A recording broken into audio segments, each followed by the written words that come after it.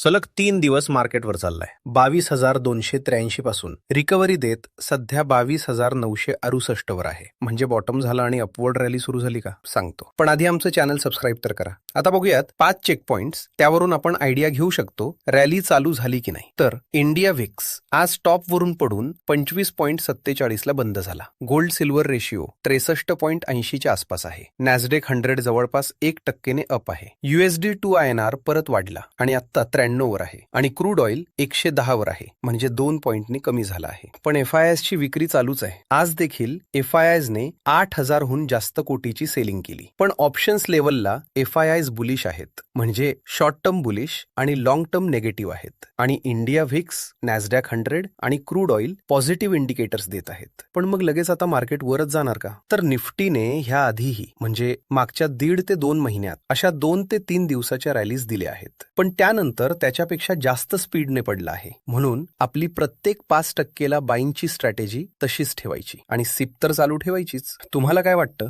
तेही कमेंट्समध्ये नक्की सांगा.